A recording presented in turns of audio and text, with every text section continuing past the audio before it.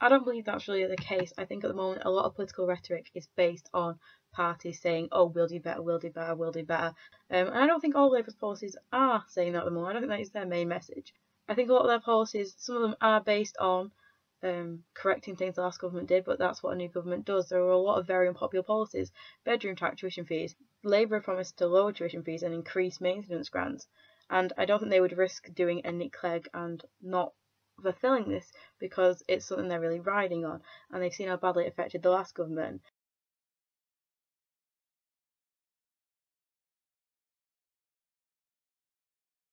Firstly, quite an important issue is the cost of living crisis, which in the question is said to not have materialised. The Institute for Fiscal Studies have said that since 2010, households have been an average of £1,600 a year worse off, and next year it's set to grow by another £1,000.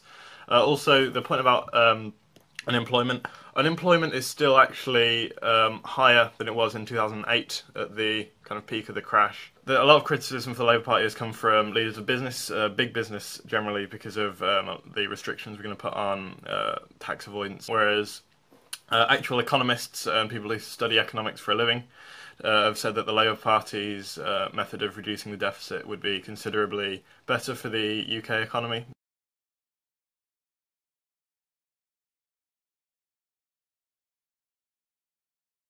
The Green vote will split the Socialist vote, essentially. Yeah, clearly, if you're thinking of voting Green, you are a socialist leaning. And I think a lot of left-leaning Labour people, a lot of people that most put old Labour, like myself, do agree with a lot of the Green policies.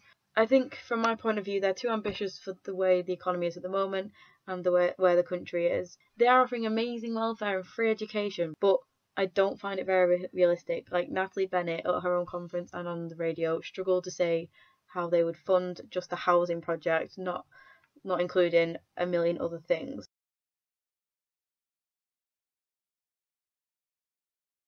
I was very much of a similar opinion, that I wasn't really sure about Ed's leadership qualities, but having met him and seen him kind of in action in debate, say that he is a strong leader. The way that the media puts him forward as being incompetent and kind of a bit awkward and weird is just not true at all.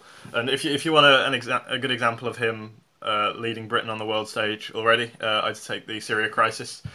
Ed Miliband was taken into a room where David Cameron and Nick Clegg basically said that Barack Obama had just been on the phone and asked them to help him bomb Syria. Ed Miliband stood up to the leader of the free world and said, no, we're not going to do that. This isn't what Britain's going to do. And he successfully saw off us effectively becoming the air force for the Islamic State.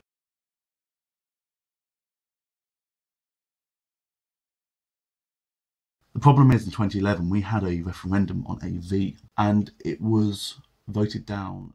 The Labour Party have not pledged to introduce any form of voting reform during the next 5 years. The Labour Party can't just enact something which was voted down only 4 years previously. Ed Miliband, however, wants to reform the House of Lords and make it a House of Nations. More elections, after all, can only make our system more democratic, and especially having a house with so much power in the hands of unelected individuals, I think is wrong. Now, whether in the coming years or decades we move towards a system of AV, STV or PR, I don't know.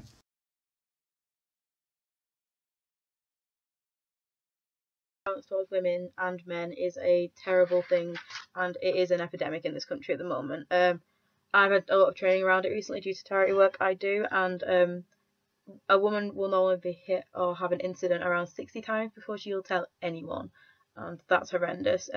People should not be afraid in their own home. This is people's lives, and I think as a society and as a party, Labour need to make people more aware of spotting it among healthcare professionals, among the police, and just as general members of the public. People should be there to support each other. I also think we need to deal with it much better. I think support for the victims and for the offenders needs to be done, more rehabilitation, and I would hope that any government that comes into power next will make it a key issue.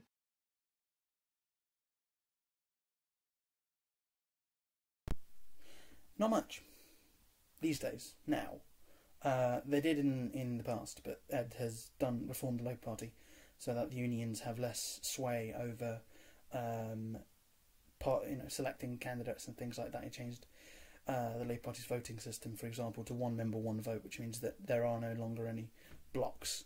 Everybody has one vote, unions or non-unions, and it means that the unions can't stack the odds in favour of their candidates when selecting. So they don't have that much influence at the moment. They did in the past, but not anymore.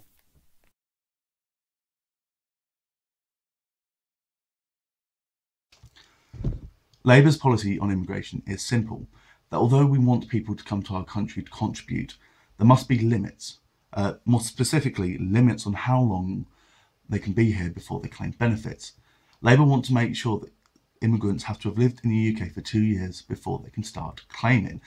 Now, I want to say that I, myself, and the Labour Party are very pro-immigration. Immigrants have brought so much to our country over the last few decades and centuries, and I feel that the parties and the people scapegoating and blaming immigrants for where our society is failing is wrong. I know it can be easy to put the blame on someone else, but where we have this huge rise in food banks and huge rise of people under this cost of living crisis, I don't feel that people who want to do our jobs, especially ones we don't do, and contribute to our society, are the ones to blame.